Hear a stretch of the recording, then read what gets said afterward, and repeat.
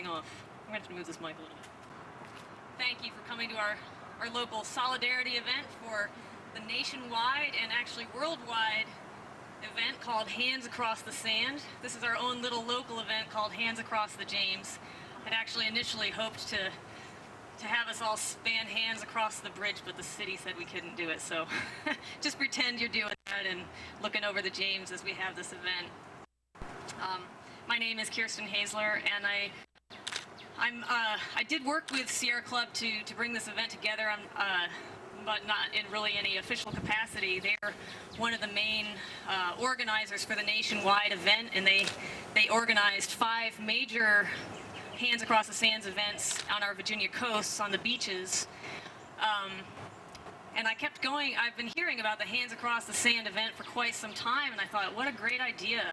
You know, every picture I've seen from the oil spill has just made me angrier and angrier and really, really sad too, because such beautiful places are being destroyed, and I really wanted to do something, and I felt like this Hands Across the Sand event was something that I really wanted to be part of, but I didn't see anything except out on the beaches, and I didn't see that anything was happening here in Richmond. And it seemed like, well, we're having an event that's really dealing with our addiction to fossil fuels, and it didn't really make a lot of sense to me to get in my car so I could drive to Virginia Beach to participate in an event against offshore oil drilling. So I thought, why don't we have one here in Richmond? And I kept checking the main page, kept hoping somebody would organize something. You know, I check like every week. Surely somebody's going to organize something in Richmond, and no, it wasn't happening. And so finally last Saturday, literally last Saturday, I saw one more picture from the oil spill, and something just snapped in me. I was like, all right, I'm doing it. We only have... And... you know, we may be a small gathering here, but we're part of something so much bigger here today, because this is happening at over 700 locations all across the country and even across the world. It's happening in I think 34 different countries at this point, we heard. So, you know, our gathering here, actually, considering I just decided to do this a week ago, this is a really good gathering. And also I want you to know that there's a lot of people that expressed support for this event. They just couldn't be here physically, but there's a lot more people here in spirit than you actually see physically here. And so keep that in mind, and also keep in mind the fact that you are a part of something so much bigger.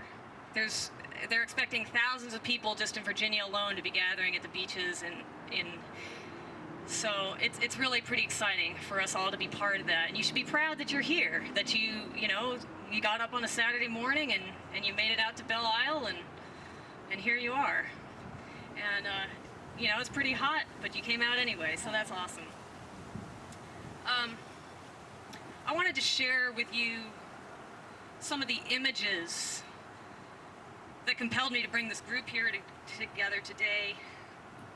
But first, I want to share an email that I got yesterday, because I'd sent an email down to a friend of mine in Florida and asked her if she had any pictures that she'd like to share or any personal accounts. And so this is the emails that she sent back to me yesterday. It said, "Dear Kirsten, here in Port St. Joe, Florida, the oil spill hasn't hit yet, but it's obviously in the minds of everyone. Florida Fish and Wildlife Conservation Commission has started doing beach reconnaissance from 6:30 a.m. to 6:30 p.m. in 4-day shifts." Okay, that's handy. "I just finished the last day of the shift today. Although on St. Joe Peninsula Beach, no oil has yet been reported, it is on the minds of everyone that was visiting the beach. Oil has been reported on Panama City Beach, which is only an hour away.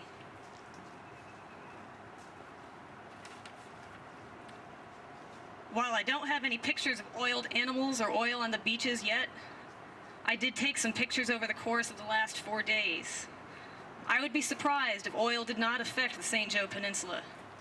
And I think pictures of what we may lose can be just as powerful as photos of all the things that you've been seeing on the news." And so I'm just going to hand around some pictures that she sent. These are her personal pictures of what she has to lose down there in Florida. and what we could lose up here in Virginia.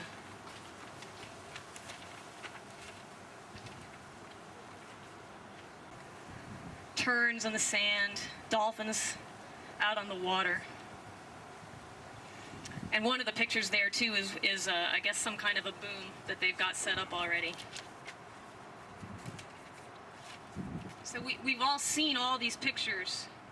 I have another friend who's from Louisiana, and she keeps on posting pictures that the Associated Press has put out. They have some really compelling pictures of the effects of the oil spill, and it's just simply devastating.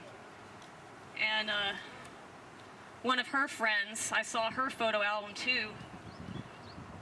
She had one picture that was called in a very tragic way. It was called Before the Oil.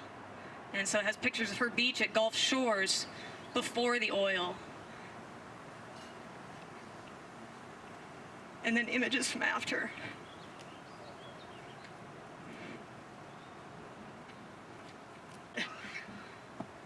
The oil spills really affected me deeply, even though I'm not down there, and even though I can't directly feel the effects. Excuse me, this may be images, because I think it's important, even though we're not directly feeling the effects right here, right now, these are effects that we could feel if we allow drilling off our Virginia coast. And we have friends down there. I'm sure people have friends down there that are affected by this spill. And the risks of offshore oil drilling are simply unacceptable. It's not acceptable. I saw a comment by somebody who had commented on the pictures that you're seeing around, and she had been in, she used to live in Saudi Arabia, and she said, yeah, we're used to seeing, oil-covered animals and oil-covered sands. It's kind of a way of life. That should not be a way of life. That should not be acceptable. That should not be in any way normal. We're looking at the loss of wetlands, the loss of fisheries, the loss of people's livelihoods who depend on our natural resources.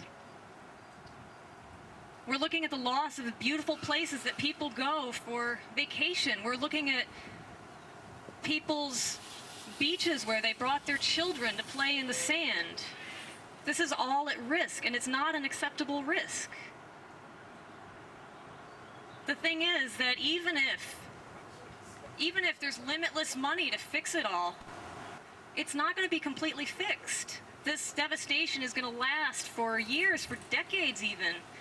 It's not something that money can just be thrown at and fixed. It's not an acceptable risk. So, we're here today because we want to let President Obama and all our legislators know that we want them to protect our coasts from oil spills, and we want them to adopt policies that are going to move us away from oil. We want to encourage clean energy. We need to reduce our dependence on oil.